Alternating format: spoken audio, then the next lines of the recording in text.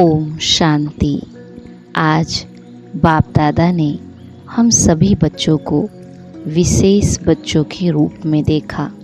बाबा कहते बाप दादा का हर एक बच्चा विशेष बच्चा है, चाहे बुजुर्ग है, अनपढ़ है, छोटे बच्चे हैं, युवा है, प्रवृत्ति वाले हैं, लेकिन सभी बच्चे विशेष बच्चे हैं।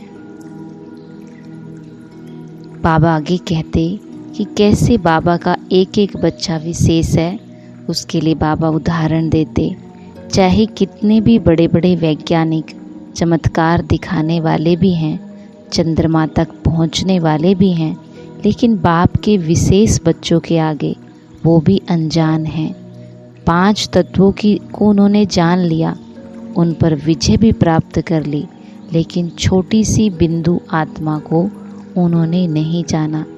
और यहाँ बाबा का एक एक बच्चा, चाहे छोटा बच्चा भी है, उससे भी अगर पूछेंगे तुम कौन हो, तो क्या कहेंगे? मैं आत्मा हूँ।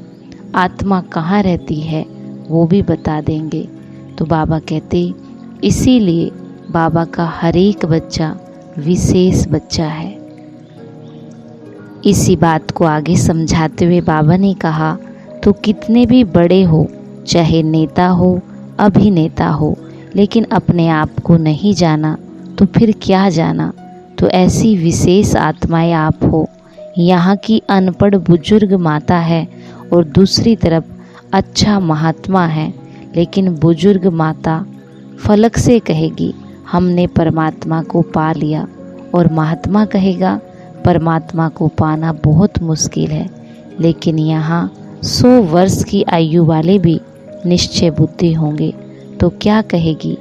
तुम ढूंढते रहो और हमने तो पा लिया। तो बाबा कहते फिर भला आपके आगे महात्मा भी क्या है? और प्रवृत्ति वाले जो दुनिया असंभव समझती है कि घर गृहस्थ में रहते पवित्र नहीं रह सकते, बाबा कहते यहाँ तुम प्रवृत्ति में रहने वालों के लिए पवित्रता का व्रत बहुत सहज है, क्योंकि आपके बीच में बाप है। और फिर बाबा ने बताया कि बच्चों के पुरुषार्थ का समय वेस्ट क्यों हो जाता है। उसके 3 कारण बाबा ने बताए। पहला है पर मत, दूसरा है पर चिंतन, और तीसरा है पर दर्शन। बाबा कहते इन तीनों परों को काटकर पर उपकारी बनो। बाबा ने कहा कि पर चिंतन की बजाय स्वचिंतन करो, और स्वचिंतन का अर्थ है अपनी सूक्ष्म कमजोरियों को, अपनी छोटी छोटी गलतियों को चिंतन करके मिटाना, परिवर्तन करना, ये है स्वचिंतन। और फिर बाबा ने हम बच्चों को सच्चे सेवाधारी का अर्थ बताया। बाबा कहते अगर तुम्हें कोई भी सेवा नहीं मिली तो कोई बात नहीं, आप बाप दादा को अपने चेहरे और चलन से प्रत्यक्ष करो। आपका चेहरा बाप का साक्षात्कार कराए, आपका चेहरा आपके चलन बाबा की याद दिलाए। ये सेवा नंबर 1 सेवा है। और लास्ट में बाबा ने हमें बताया दिल सदा एक दिलाराम में लगी रहे, यही सच्ची तपस्या है। तो करेंगे हम आज की मुरली से योग अभ्यास। स्वयं को प्रकृति के बीच में महसूस करें।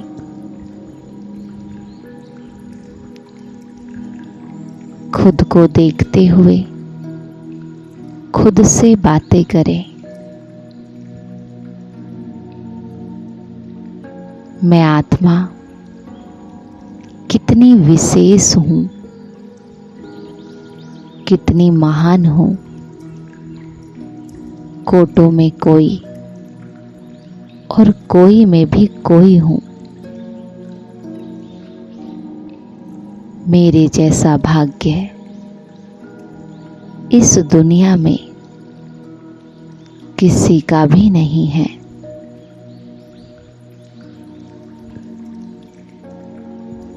जो ज्ञान मुझ आत्मा को मिला वो किसी के भी पास नहीं है। इस दुनिया का बड़े से बड़ा वैज्ञानिक, बड़े से बड़ा नेता, अभिनेता, महात्मा, वो भी मुझ आत्मा के सामने कुछ नहीं है, क्योंकि जो ज्ञान भगवान ने मुझे दिया वो किसी के भी पास नहीं है।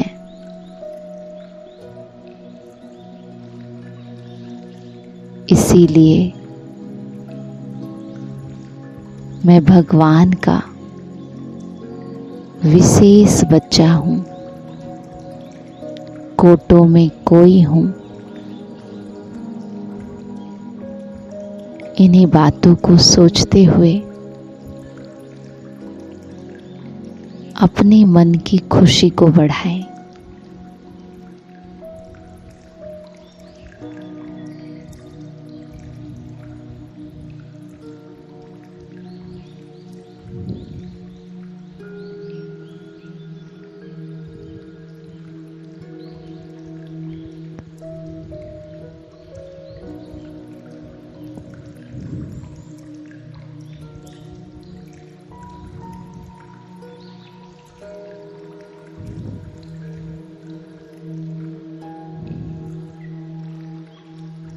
याद रखे,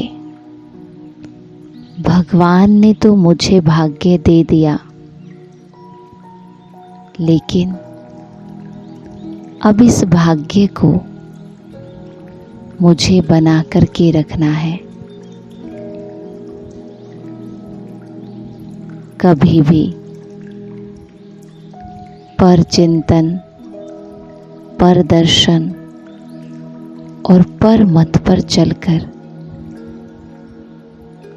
अपने भाग्य को लकीर नहीं लगानी है।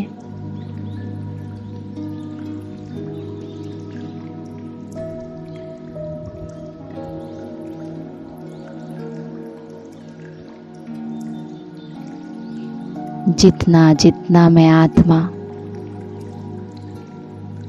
पर चिंतन, पर दर्शन और पर मत से मुक्त रहूंगी, उतना मैं आत्मा अपने इस विशेष जन्म को, विशेष भाग्य को लंबे टाइम तक बना करके रख सकूंगी। अगर इस जीवन का संपूर्ण आनंद लेना है, हर दिन, हर घड़ी, हर पल खुशियों से जीना है, तो इन 3 परों को मुझे छोड़ना है।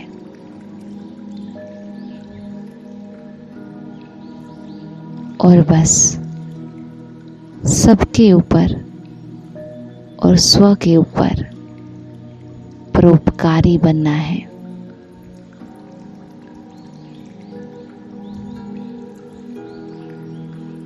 इन तीनों बातों से मुक्त रहकर अपने ऊपर उपकार करना है।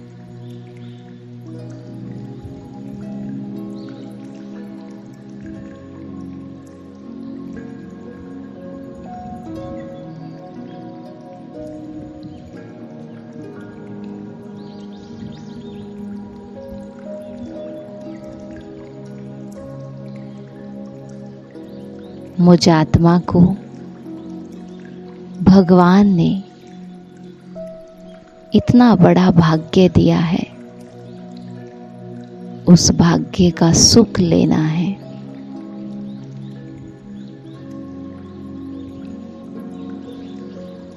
और सदा अपने आप को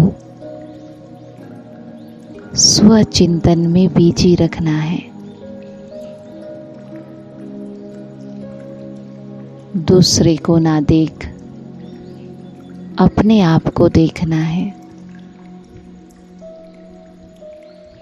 बाबा ने मुझे क्या क्या आज्ञा दी है, कौन कौन सी श्रीमत दी है, उस श्रीमत पर चलकर अपने भाग्य को बनाना है।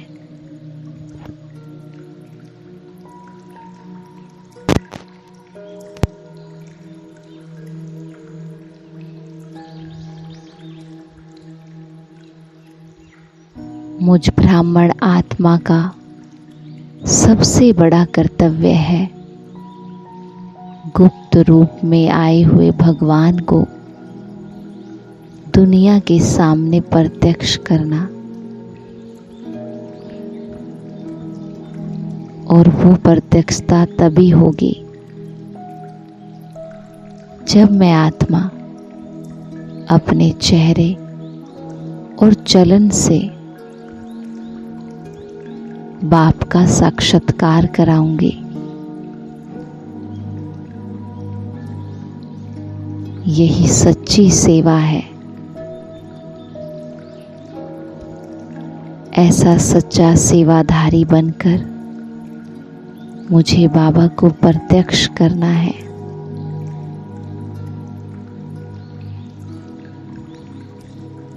और हर समय अपने आप को परमात्म याद की तपस्या में मगन रखना है। तो अभी भी हम उस ज्ञान के सागर को देखें और अपने मन को ज्ञान के सागर पर केंद्रित कर दे। उसके द्वारा बताई गई हर बात हमें धारण हो जाए, ऐसी शक्ति खुद में भर ले। निरंतर कुछ देर बाबा को देखते रहें।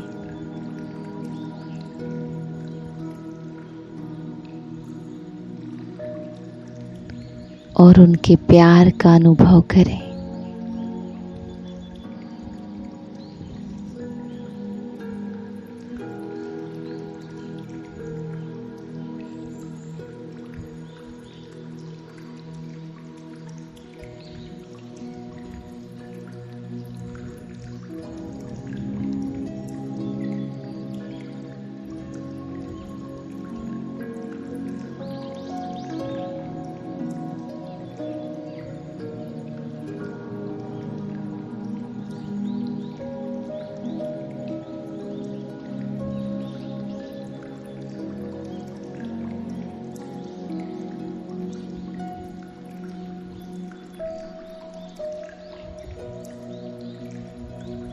ओम शांति।